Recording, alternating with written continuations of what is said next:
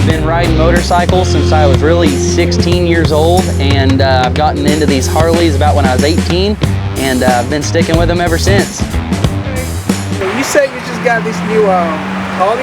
Yes, sir. 2020 Lowrider S with a 131 Screaming Eagle kit put on it. Okay, you want to give us, tell us more about the part? Yeah, so it's got obviously an aftermarket fairing right here, wrapped in carbon fiber.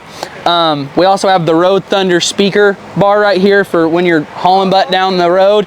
You get to, jam out to some of them tunes. They got T-bars on it. Okay. It's also, like I said, it's got the, if you come over here, it's got the 131 Stage 4 Screaming Eagle kit in it. That comes from Harley. That's their sprucing up of the motors. It's also got a Bassani Thrasher pipe on it, 2-to-1. And it also has the ST wheels on it. Other than that, like I said, she's fast one. Any accessory to it? What was that? Accessory, because I've seen people, they will buy the bike cheap.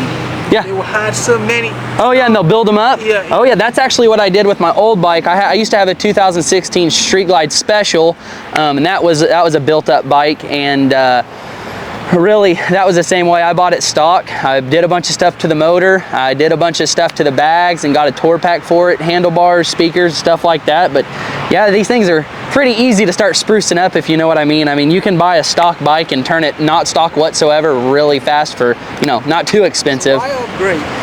Well, my dad always told me that when you love something, never stop doing it. Okay. And, sometimes when you have an old, what we call a steed, such as a Harley, once it gets old and it gets higher up on those miles, it's always time to get you a new steed, and this is what I decided to get. So how often do you upgrade? I upgrade about, I'd say, this is my third bike to upgrade it since 2016. What was the first one?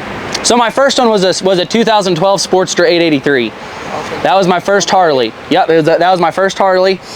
Before that, we had a Honda Rebel, which is just an old, really small bike. And then, like I said, I got the Sportster. That wasn't fast enough.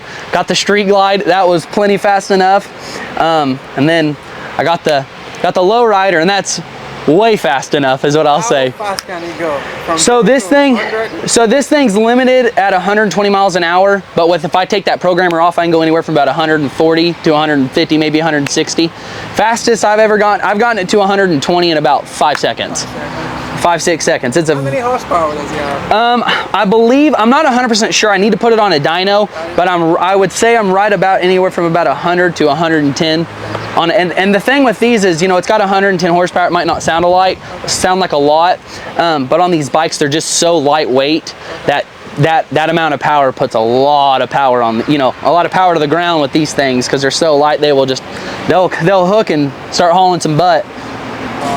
Are you planning to have more accessory to the bike? Oh yeah. So my plan is that I'm gonna take these wheels off and get them powder coated to match this red right here. Okay. And then I'm gonna get right here? Yep. I'm gonna powder coat it to be red. Okay. And then obviously I'm gonna get these all covered. I'm getting aftermarket shocks. I'm gonna do with the Öhlins. Okay. That's a really, really good brand. You can do Öhlins, Super Shock. Let's see, Legend suspension is awesome. I'm just a huge fan of Öhlins. I've had them on other bikes. Great so shock. Your bike doesn't have Harley, but it has the logo of Harley on it. Yes. Is it like do you do that on purpose? Yeah. So that was just a design. Okay. Like I said, like a lot of the other bikes, it'll say Harley Davidson on them. Yeah. But like I said, I just wanted to be a little bit different. Be out there and just run it with the Harley shield. I like it. So. But yeah, but other than that, like I said, it's the only other thing that I'm going to add to it is I'm going to do a chain kit to it. So instead of naturally these Harleys, when they come from factory, they're belt driven. Okay. But some guys. What do you mean by belt driven? So they're like a rubber belt. Okay. Instead of like a sprocket and a chain. Okay. And with these high horsepower bikes, sometimes you want to put sprockets on them and chains, which I will say you do get better, you get more out of a belt. Yeah. It's just kind of a look thing. So that's my other thing is I'm gonna get sprockets and chains to match this red as well. Okay. And like it's so funny, I didn't see that though. The chain, is it covered up? Yeah. So this is right here. So this is what we call a belt. Yeah, so it's belt driven. But when you go to a sprocket and a chain, they take all this out, and instead of it being like one big, what I'd just say rotary or just a a spinning, yeah, it's got a sprocket on it and a chain that runs all the way across. See, there's that belt right there. So, but yeah, other than that, like I said, the only other thing I'm going to do to the bike is wheels, suspension, excuse me, wheels, suspension,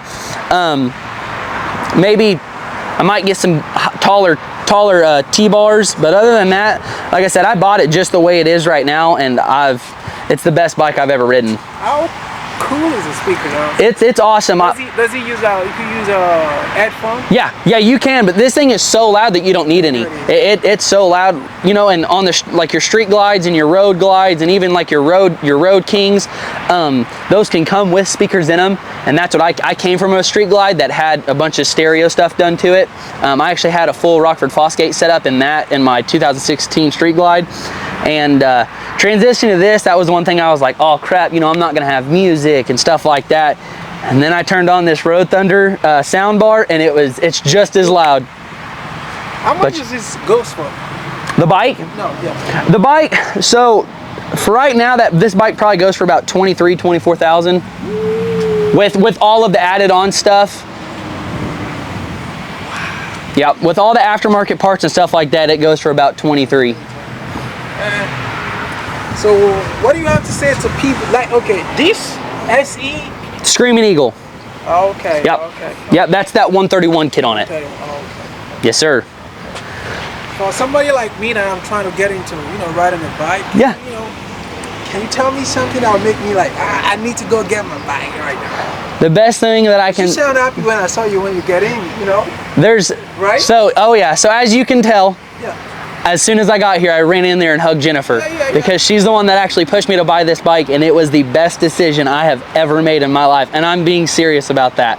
I've had bikes my whole life, and there's just something about the Harley culture and the Harley, just the heritage and just everything about it that is just, there's nothing like it. The Harley family, which we call Hog Nation, Hog Nation is just a family of true riders that love, the wind therapy, that love the road and love to, explore the world that that cars can't make it and stuff like that. So, but if there's one thing that I'd have to say to get people to truly get into motorcycle riding and, Harleys and, just motorcycles in general is, if you're ever stressed out, or you're ever having a bad day, the best way to make that day better or just lose all that stress is get on that motorcycle, don't pick a direction, and just start going.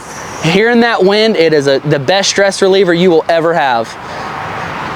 So, like a road trip for summertime? What was that? Do you have any plan for road trip for summertime? Yeah, so I'm actually going to Sturgis in a month, which is about 18 hours away. Which state?